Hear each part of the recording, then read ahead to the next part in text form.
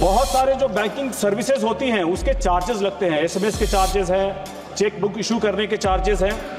Court ने भी कई बार टिप्पणियां की है कि बैंक जो है इन सारे चार्जेस को अपने कस्टमर पे न लगाए, लेकिन उसके बावजूद भी बैंक जो है लगातार इस तरह के चार्जेस कस्टमर पे लगाता रहा है। ये कोर्ट की टिप्पणियों की अवहेलना करता रहा है। Shri Arun बारदी।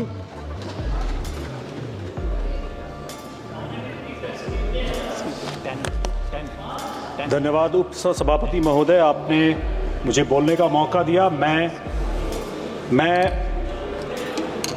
Banking laws amendment bill 2024 के अपनी पार्टी की तरफ से लोक जनशक्ति पार्टी रामविलास और अपने राष्ट्रीय अध्यक्ष चिराग पासवान जी से इस बिल के समर्थन में खड़ा हुआ हूं।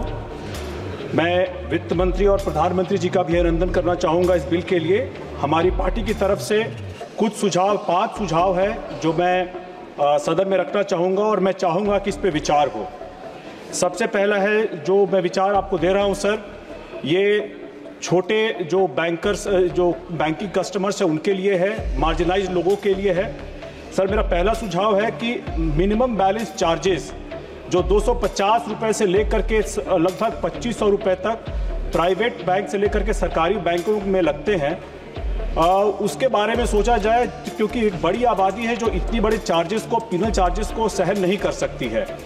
और ऐसे में उनकी, मान लीजिए अगर वो मंथली बैलेंस या क्वार्टरली बैलेंस अगर मेंटेन नहीं कर पाते हैं तो उनकी सेवाओं में कमी की जाए, ये पिनल चार्जेज उनसे नहीं लिया जाए। सर मैं बिहार से आता हूं और बिहार के परिप्रेक्ष्य में मैं ये कहना चाहूँगा कि वहाँ पे जो बैंक में डिपॉजिट किए जाते हैं रिटेल बैंकर्स, ये रिटेल कस्टमर्स के द्वारा जो भी बिहार में डिपॉजिट्स कलेक्ट की जाती हैं, उसका लगभग 70% हिस्सा बिहार से बाहर कर्ज के रूप में दिया जाता है। आपको पता है सर, बिहार एक पिछड़ा राज्य है, लेकिन उसके बाद भी अगर हमारा 60-70% बाहर कर्ज के रूप में दिया जाएगा तो बिहार जो एक पिछड़ा राज्य है, वहाँ पे रोजगार और शिक्षा के लिए जो लोन की ज़रूरत है कैसे पूरी हो पाएगी, और इसी कारण से लोन हमेशा महंगे होते हैं। इसी पर मैं तीसरे सुझाव पर आता हूँ कि जो वहाँ एजुकेशन लोन है इसको सस्ता करने के बारे में सोचा जाए, इसमें जो इंटरेस्ट लगता है उसको सस्ता करने के बारे में सोचा जाए, इसको कोलैटरल फ्री किया जाए CGE SSC या CGT SME के द्वारा, या फिर इसमें जो इंटरेस्ट पेमेंट है उसको सबवेंशन या फिर सब्सिडी के रूप में इसको देने के बारे में सोचा जाए।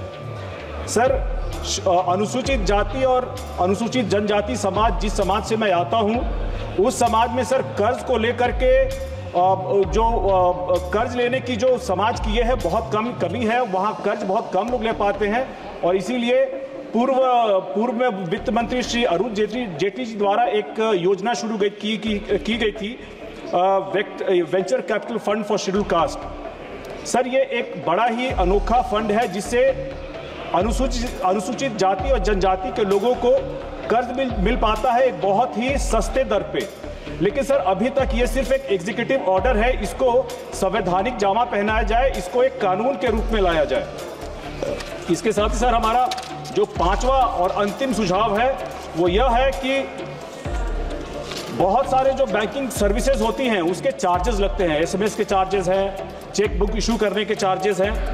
कोर्ट ने भी कई बार टिप्पणियां की है कि बैंक जो है इन सारे चार्जेस को अपने कस्टमर पे न लगाए, लेकिन उसके बावजूद भी बैंक जो है लगातार इस तरह के चार्जेस कस्टमर पे लगाता रहा है, ये कोर्ट की टिप्पणियों की अवहेलना करता रहा है।